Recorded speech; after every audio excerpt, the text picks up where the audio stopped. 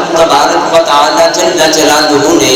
اپنی پاک مقدس کتاب قرآن مجید فرقان حمید کے اندر ارشاد فرمایا اِنَّا أَنزَلْنَاهُ فِي لَيْلَةِ الْقَدْرِ کہ بے شک ہم نے اس قرآن کو شب قدر میں نازل کیا، یعنی قرآن مجید کو اللہ تبارک و تعالی جل جلالہ نے شب قدر میں نازل کیا۔ شب قدر کیا ہے؟ شب کا معنی ہے رات، اور قدر کا معنی تقدیر اور عظمت اور بزرگی والا بھی ہے۔ اس رات کو شب قدر کیوں کہتے ہیں؟ کیونکہ شب برات کو 15 شعبان المعظم کو بندے کے لیے جو اس نے پورا سال اعمال کرنے ہیں، جو اس نے کمانا ہے، جو اس نے کھانا ہے، جس نے اس دنیا سے جانا ہے اور جس نے اس دنیا میں آنا ہے، وہ تمام کا تمام شب برات پر 15 شعبان المعظم کو لکھ دیا جاتا ہے۔ جب اس کو لکھ دیا جاتا ہے پھر ان کو ایسے ہی رکھ دیا جاتا ہے، یہاں تک کہ جب شب قدر آتی ہے اللہ تبارک و تعالی جل جلالہ وہ جو شب برات پر لکھا گیا تھا اس کو فائنل کر کے فرشتوں کے سپرد کر دیتا ہے کہ اب میرے بندوں کے لیے اس سال کے اندر یہ معاملات ہونے ہیں۔ اس وجہ سے اس کو شب قدر کہتے ہیں، اور شب قدر کا معنی عظمت اور بزرگی والا بھی ہونا ہے۔ اس رات کو شب قدر اس لیے کہتے ہیں کیونکہ وہ بندہ کہ جس کی معاشرے میں اللہ کے ہاں کوئی قدر و منزلت نہیں ہوتی، کوئی مقام و مرتبہ نہیں ہوتا، لیکن جب وہ شب قدر میں عبادت کرتا ہے، وہ شب قدر میں شب بیداری کر کے اپنے رب کی بارگاہ میں قیام، رکوع، سجود، توبہ، استغفار کے ذریعے گزارتا ہے، وہ بندہ کہ جس کی اللہ کے ہاں کوئی قدر و منزلت نہیں تھی، اس نے شب قدر میں اپنے رب کی عبادت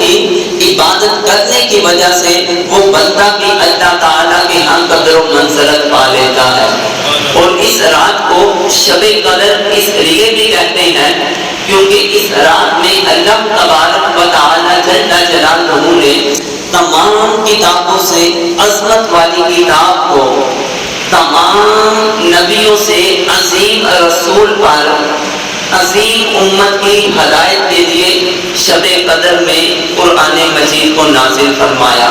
اس لیے اس رات کو شب قدر کہتے ہیں۔ اور دوسری آیت میں اللہ تبارک و تعالی جل جلالہ نے ارشاد فرمایا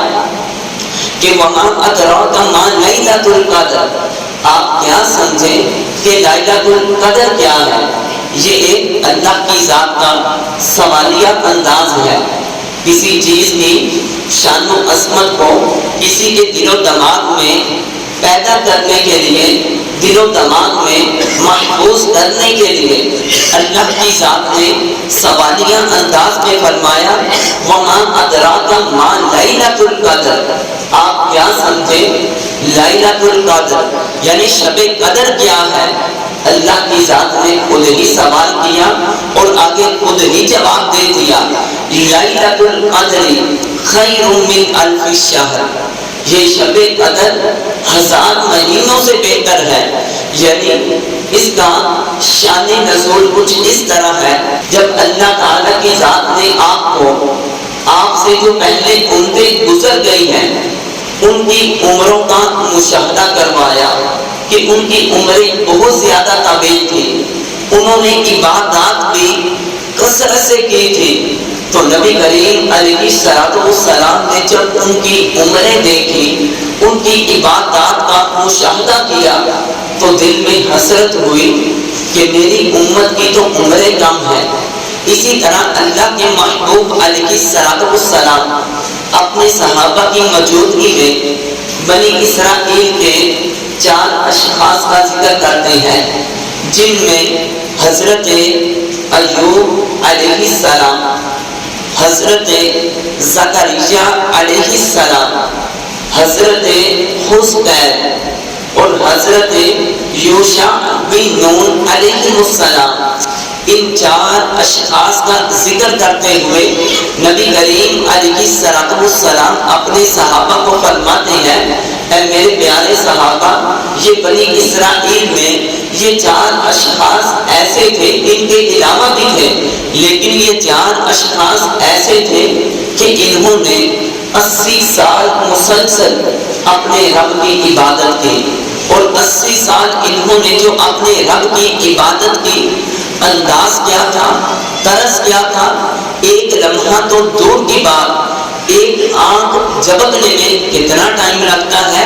اتنی دیر بھی ان لوگوں نے 80 سال میں اپنے رب کی نافرمانی نہیں کی۔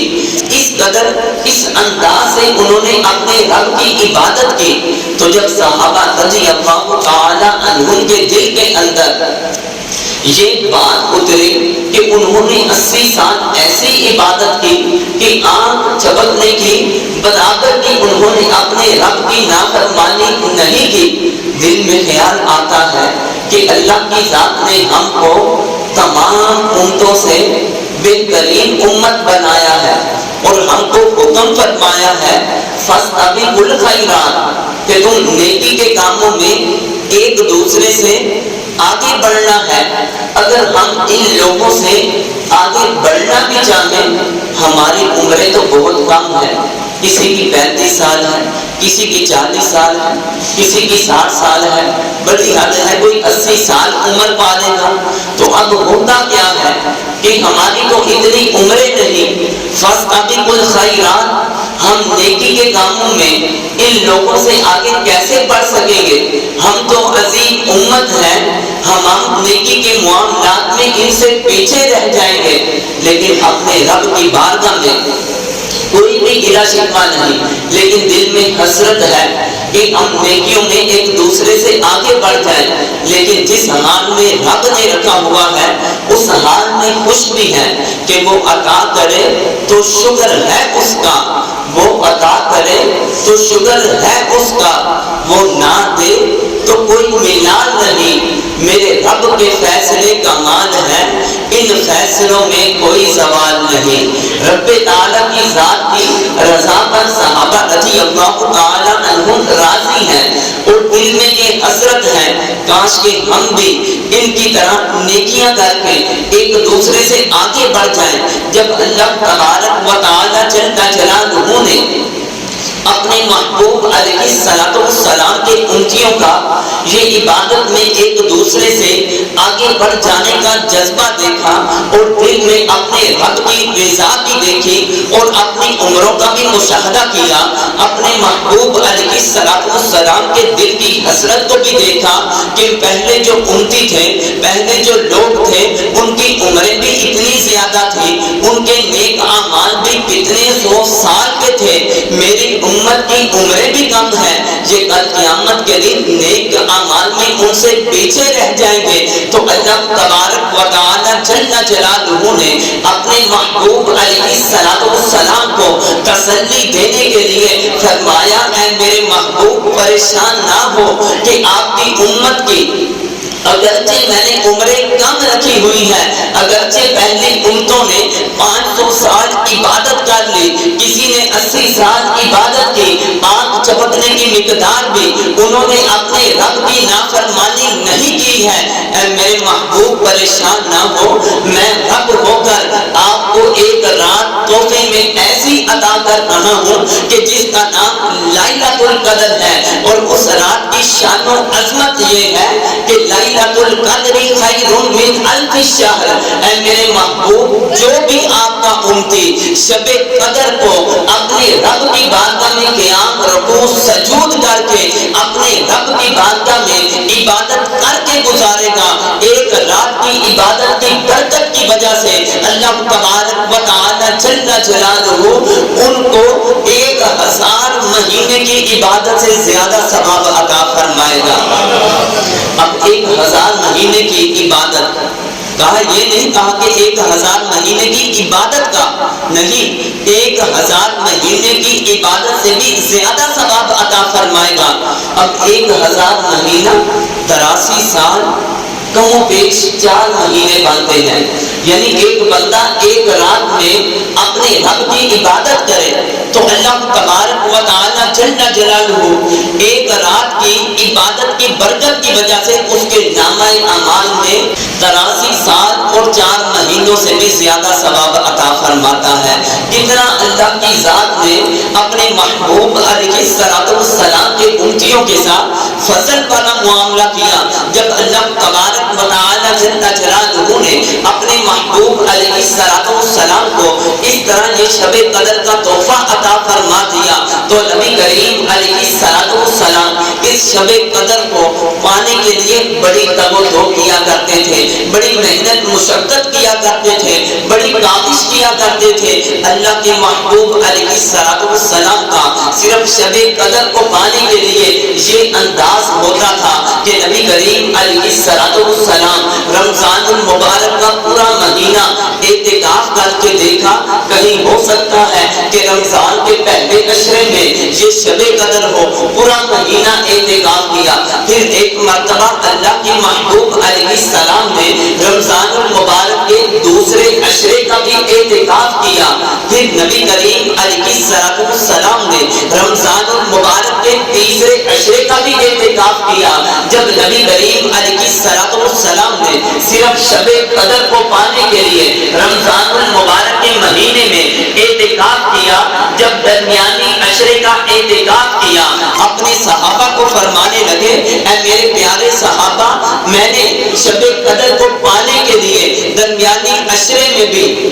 اعتکاف کیا لیکن میں نے اس کو نہیں پایا، میں نے پورے مہینے میں بھی اعتکاف کیا، پہلے عشرے میں بھی نہیں پایا۔ اے میرے پیارے صحابہ، تم نے اگر شب قدر کو پانا ہو تو رمضان المبارک کا جو آخری عشرہ ہے اس میں تم راتوں کو شب بیداری کر کے اپنے رب کی عبادت کیا کرو، اللہ تبارک و تعالی جل جلالہ تجھے شب قدر عطا فرما دے گا۔ تو سامعین محتشم، اللہ کے محبوب علیہ السلام نے رمضان المبارک کے آخری عشرہ میں جب شب قدر کو پا لیا اور اپنے صحابہ کو بتانے لگے کہ یہ آخری عشرہ میں یہ فلاں دن ہے، یہ فلاں رات ہے، فلاں تاریخ ہے، اپنے صحابہ کو بتانے کے لیے صبح کے وقت باہر آتے ہیں، صحابہ کو بتانے لگتے ہیں تو اللہ تبارک و تعالی جل جلالہ کی حکمتیں دیکھیں کہ ہوتا کیا ہے، باہر دو آدمی آپس میں لڑ رہے ہوتے ہیں۔ کیا ہوتا ہے؟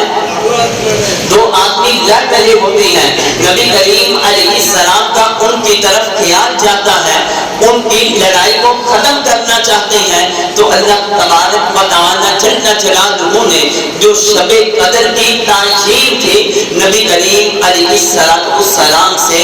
اس کو دور کر دیا۔ تو نبی کریم علیہ السلام پھر فرماتے تھے اے میرے پیارے صحابہ، اے میرے امتیوں، اگر تم شب قدر کو پانا چاہتے ہو رمضان کے آخری عشرہ میں اس کے اندر جو تاک راتیں ہیں یعنی 21ویں رات، 23ویں رات، 25ویں رات، 27ویں رات، 29ویں رات، ان میں سے کسی رات کے اندر شب قدر ہوتی ہے، تم ان راتوں کے اندر اپنے رب کی عبادت کیا کرو۔ جب تم ان راتوں کے اندر اپنے رب کی عبادت کرو گے تو اللہ تبارک و تعالی جل جلالہ تجھ کو شب قدر عطا فرما دے گا، کیونکہ حدیث پاک کا مفہوم ہے اللہ کے پیارے محبوب علیہ السلام نے ارشاد فرمایا کہ وہ بندہ جس نے ایمان کی حالت میں، احتساب کی حالت میں اپنے رب کی رضا چاہنے کے لیے رمضان المبارک کے روزے رکھے، اللہ تعالیٰ اس بندے سے اتنا راضی ہوگا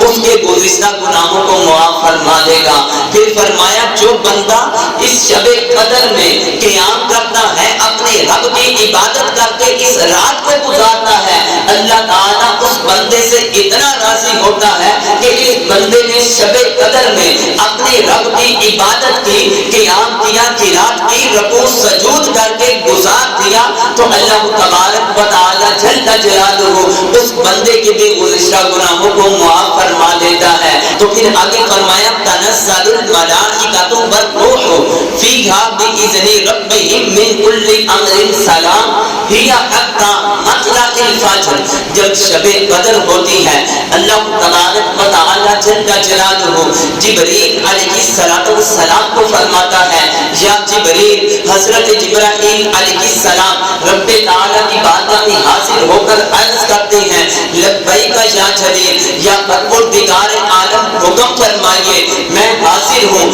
اللہ تبارک و تعالی جل جلالہ جبرائیل علیہ السلام کو حکم فرمائے گا اے جبریل اس طرح کرو کہ 70,000 فرشتوں کو اکٹھا کرو. حضرت جبرائیل علیہ السلام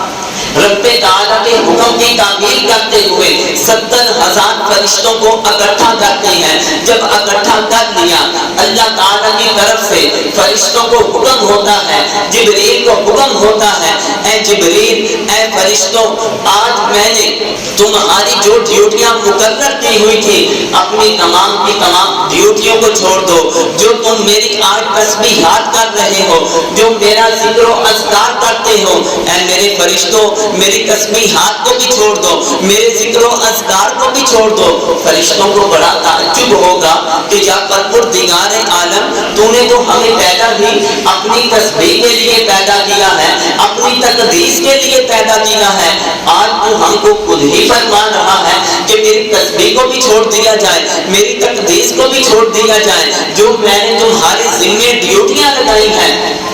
ان تمام کو چھوڑ دیا جائے. یا پروردگار عالم آخر کیا بات ہو گئی؟ تو اللہ تعالیٰ کی ذات فرمائے گی اے فرشتوں، کیا تم کو پتہ نہیں آج میں نے اپنے محبوب علیہ السلام کے امتیوں کو شب قدر عطا فرمائی ہے. تو اللہ تعالیٰ کی ذات فرشتوں کو فرمائے گی فرشتوں تم آسمان کی بلندیوں کو چھوڑ دو، اب تم نے زمین پہ چلے جانا ہے. تو فرشتے اللہ کے حکم کی تعمیل کرتے ہوئے آسمان کی بلندیوں کو چھوڑ کر زمین پر آتے ہیں. جب زمین پر آتے ہیں تو شب قدر کی رات میں لوگوں کو دیکھتے ہیں کہ لوگ تھکاوٹ کے باوجود بھی، نیند کے باوجود بھی اپنے رب کی بارگاہ میں قیام کر رہے ہیں، اپنے رب کی بارگاہ میں رکوع سجود کر رہے ہیں، اپنے رب کی بارگاہ میں توبہ استغفار کر رہے ہیں. نبی کریم علیہ السلام کی ذات پر درود و سلام کے نذرانے پیش کر رہے ہیں، ایک دوسرے کو دین سکھا رہے ہیں.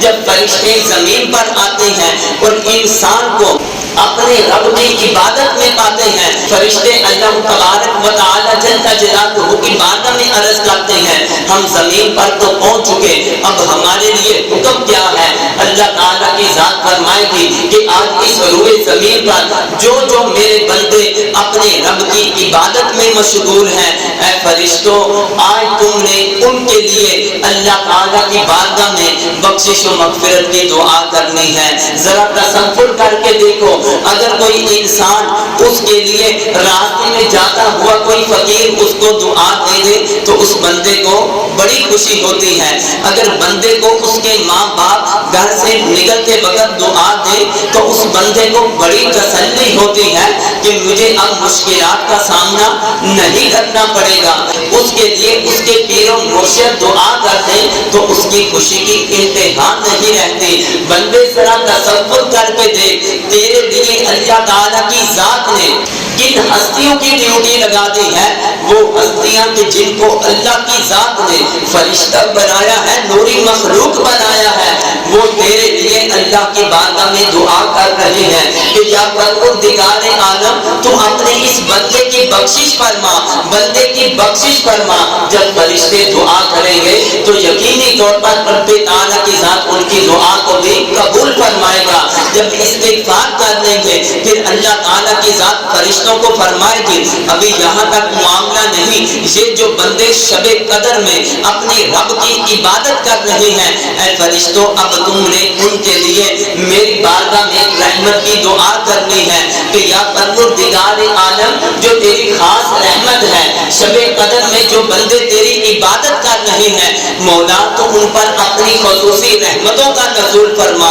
جس بندے پر اللہ کی طرف سے رحمتیں اترتی ہیں پھر اس جگہ پر پریشانیاں نہیں رہتی، پھر اس جگہ پر مصیبتیں نہیں رہتی ہیں. جب اللہ کی رحمتوں کا نزول ہوتا ہے تو پھر رزق کی بے برکتی بھی نہیں رہتی ہے، گھروں کے لڑائی جھگڑے فتنے فساد بھی نہیں رہتے ہیں۔ جب اللہ کی رحمتوں کا نزول ہوتا ہے پھر بندے کو ہمیشہ کے لیے دنیا آخرت میں خوشحالیاں نصیب ہو جاتی ہیں۔ جب فرشتے ان بندوں کے لیے اللہ کی بارگاہ میں رحمت کا سوال بھی کرتے ہیں، دعا بھی کرتے ہیں، پھر اس کے بعد فرشتوں کو اللہ تبارک و تعالی جل جلالہ فرماتا ہے، اے میرے فرشتوں تم نے کرنا کیا ہے کہ تم نے ان کے لیے بخشش کی بھی دعا کر دی، تم نے ان کے لیے رحمت کی بھی دعا کر دی۔ اب تیسرا عمل یہ ہے، یہ جتنے بھی روئے زمین پر انسان میری عبادت کر رہے ہیں، اے فرشتوں تمہاری ڈیوٹی یہ ہے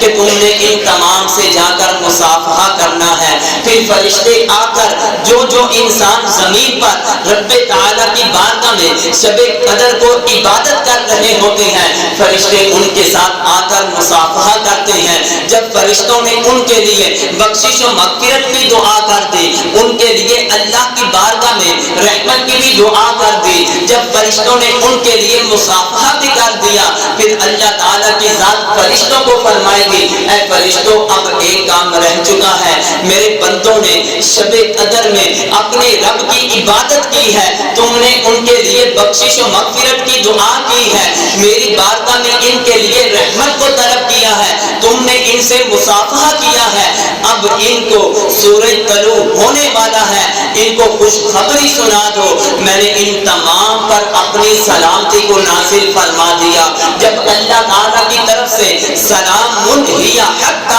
مطلع الفجر، جب سلامتی اترتی ہے تو اللہ تعالیٰ شب قدر میں عبادت کرنے والوں کی بخشش فرما دیتا ہے۔ سامعین محتشم، یہ مغرب کے وقت سے لے کر طلوع فجر تک فرشتے اسی طرح رہتے ہیں، پھر اللہ تبارک و تعالی جل جلالہ کی طرف جیسے ہی سحری کا وقت ختم ہوتا ہے اللہ کی بارگاہ میں حاضر ہوتے ہیں۔ اللہ تبارک و تعالی جل جلالہ فرشتوں کو فرماتا ہے، اے فرشتوں بتاؤ تو صحیح میرے بندوں کو تم نے کس حالت میں پایا؟ فرشتے عرض کریں گے کہ یا پروردگار عالم، ہم نے تو تیرے بندوں کو آج بڑے عجیب انداز میں پایا تھا، سارا دن انہوں نے کاروبار بھی کیا تھا، محنت مشقت بھی کی تھی، انہوں نے روزہ بھی رکھا تھا، ان کو نیند کا غلبہ بھی تھا، ان کے جسم یہ تقاضا کر رہے تھے کہ تم آرام کر لو، لیکن ان کے دل میں یہ خیال تھا کہ آج شب قدر ہے، یہ شب قدر سمجھ کر